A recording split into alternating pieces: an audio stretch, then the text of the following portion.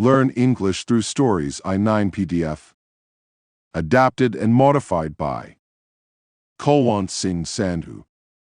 Contents: The Secret Diary of Adrian Mole, 13/3/4. January 1 sent to 13th. Thursday, January 1 sent. Bank holiday in England, Ireland, Scotland, and Wales. These are my New Year's resolutions. 1. I will help the blind across the road. 2. I will hang my trousers up. 3. I will put the sleeves back on my records. 4. I will not start smoking. 5. I will stop squeezing my spots. 6. I will be kind to the dog. 7. I will help the poor and ignorant. After hearing the disgusting noises from downstairs last night, I have also vowed never to drink alcohol. My father got the dog drunk on cherry brandy at the party last night. If the RSPCA, Royal Society for the Prevention of Cruelty to Animals, hear about it, he could get done. 8 days have gone by since Christmas Day, but my mother still hasn't worn the green apron I bought her for Christmas. She will get scented bath cubes next year. Just my luck, I've got a spot on my chin on the first day of the new year. Friday, January 2 ND. Bank holiday in Scotland and full moon. I felt rotten today. It's my mother's fault for singing My Way at 2 o'clock in the morning at the top of the stairs.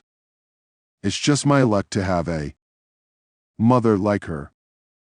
There is a chance my parents could be alcoholics. Next year I could be in a children's home. The dog got its own back on my father. It jumped up and knocked down his model ship, then ran into the garden with the rigging tangled in its feet. My father kept saying, 3 months' work down the drain, over and over again. The spot on my chin is getting bigger. It's my mother's fault for not knowing about vitamins. Saturday, January 3rd. I shall go mad through lack of sleep. My father has banned the dog from the house, so it barked outside my window all night. Just my luck. My father shouted a swear word at it. If he's not careful, he will get done by the police for obscene language. I think the spot is a boil. It's just my luck to have it where everybody can see it. I pointed out to my mother that I hadn't had any vitamin C today. She said, "Go and buy an orange then." This is typical. She still hasn't worn the green apron. I will be glad to get back to school. Sunday, January 4th. Second after Christmas. My father has got the flu. I'm not surprised with the diet we get. My mother went out in the rain to get him a vitamin C drink, but as I told her, it's too late. Now, it's a miracle we don't get scurvy. My mother says she can't see anything on my chin, but this is guilt because of the diet. The dog has run off because my mother didn't close the gate.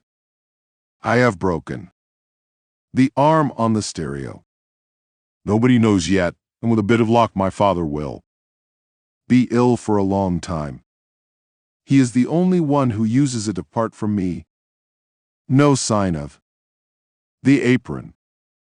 Monday, January 5th. The dog hasn't come back yet. It is peaceful without it. My mother rang the police and gave a description of the dog. She made it sound worse than it actually is. Straggly hair over its eyes and all that. I really think the police have got better things to do than look for dogs, such as catching murderers. I told my mother this, but she still rang them. Serve her right if she was murdered because of the dog. My father is still lazing about in bed. He is supposed to be ill, but I noticed he is still smoking. Nigel came round today. He has got a tan from his Christmas holiday, I think. Nigel will be ill soon from the shock of the cold in England. I think Nigel's parents were wrong to take him abroad. He hasn't got a single spot yet. Tuesday, January 60th. Epiphany and New Moon. The dog is in trouble. It knocked a meter reader off his bike and messed all the cards up. So now we will all end up in court, I expect. A policeman said we must keep the dog under control and asked how long it had been lame. My mother said it was lame and examined it. There was a tiny mottled pirate trapped in its left front paw. The dog was pleased when my mother took the pirate out, and it jumped up the policeman's tunic with its muddy paws. My mother fetched a cloth from the kitchen, but it had strawberry jam on it where I had wiped the knife, so the tunic was worse than ever. The policeman went then. I'm sure he swore. I could report him for that. I will look up epiphany in my new dictionary. A policeman wearing a tunic. Wednesday, January 78th. Nigel came round on his new bike this morning. It has got a water bottle, mileometer, a speedometer, a yellow saddle, and very thin racing wheels. It's wasted on Nigel. He only goes to the shops and back on it. If I had it, I would go all over the country and have an experience.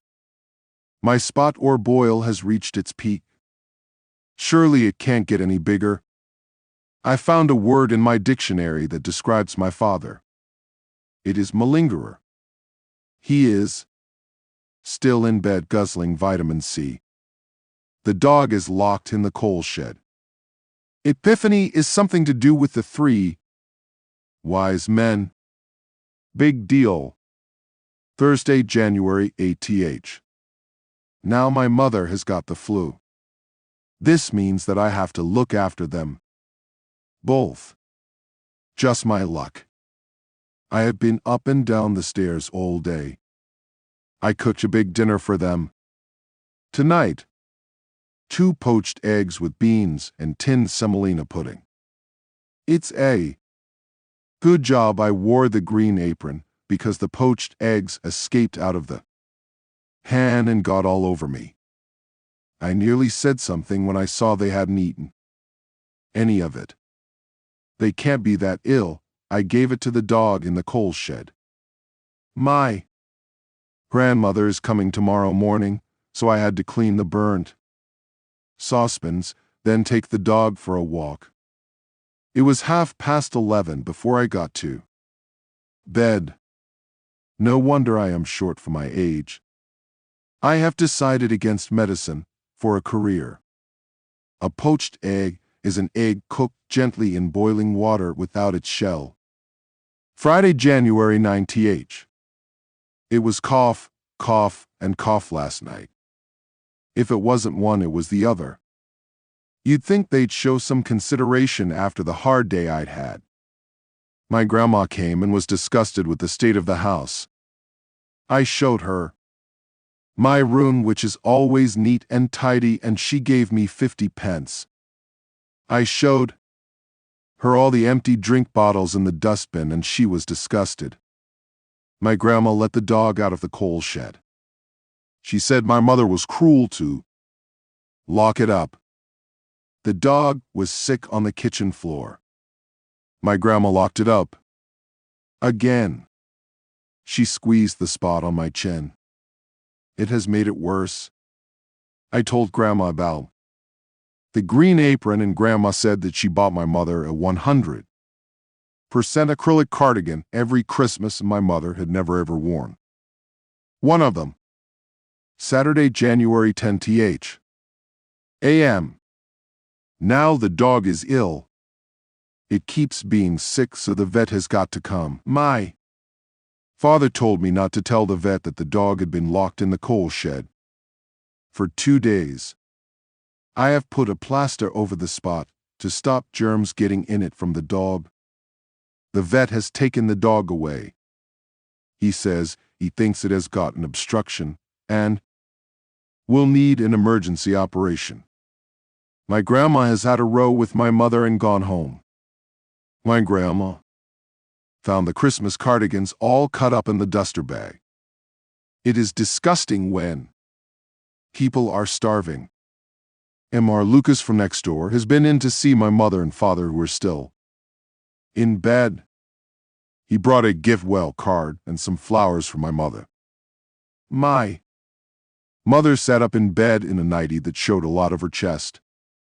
She talked to M.R. Lucas in a yucky voice. My father pretended to be asleep. Nigel brought his records round. He is into punk, but I don't see the point if you can't hear the words.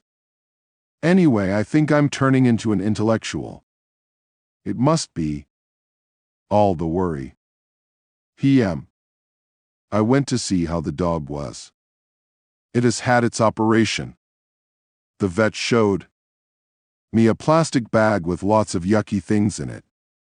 There was a lump of coal, the fir tree from the Christmas cake, and the model pirates from my father's ship. One of the pirates was waving a cutlass sword, which must have been very painful for the dog. The dog looks a lot better. It can come home in 2 days. Worse luck. My father was having a row with my grandma on the phone about the empty bottles in the dustbin when I got home. M.R. Lucas was upstairs talking to my mother. When M.R. Lucas went, my father went upstairs and had an argument with my mother and made her cry. My father is in a bad mood. This means he is feeling better. I made my mother a cup of tea without her asking. This made her cry as well. You can't please some people. The spot is still there. Sunday, January 11th. First after Epiphany. Now I know I am an intellectual. I saw Malcolm Muggeridge on the television last night, and I understood nearly every word. It all adds up. A bad home, poor diet, not liking punk. I think I will join the library and see what happens. It is a pity there aren't any more intellectuals living round here. M.R. Lucas wears corduroy trousers, but he's an insurance man. It's just my luck. The first, what after Epiphany? Monday, January 12th. The dog is back. It keeps licking its stitches, so when I am eating I sit with my back to it. My mother got up this morning to make the dog a bed to sleep in until it's better. It is made out of a cardboard box that used to contain packets of soap powder. My father said this would make the dog sneeze and burst its stitches, and the vet would charge even more to stitch it back up again. They had a row about the box, then my father went on about M.R. Lucas. Though what M.R. Lucas has to do with the dog's bed is a mystery to me. Tuesday, January 13th. My father has gone back to work. Thank God. I don't know how my mother sticks living with him. M.R. Lucas came in this morning to see if my mother needed any help in the house. He is very kind. Mrs. Lucas was next door cleaning the outside windows. The latter didn't look very safe. I have written to Malcolm Muggeridge, C/O, the BBC, asking him what to do about being an intellectual. I hope he writes back soon because I'm getting fed up being one on my own. I have written a poem, and it only took me 2 minutes. Even the famous poets take longer than that. It is called The Tap, but it isn't really about a tap. It's very deep, and about life and stuff like that. The Tap by Adrian Mole. In the morning there will be a lake. For the want of a washer, the carpet will spoil. Then for another my father will toil. My father could snuff it while he is at work. Dad, fit a washer, don't be a Burke. I just tell you. Burke is a stupid person. I showed it to my mother, but she laughed. She isn't very bright. She still hasn't washed my PE shorts, and it is school tomorrow. She is not like the mothers on television.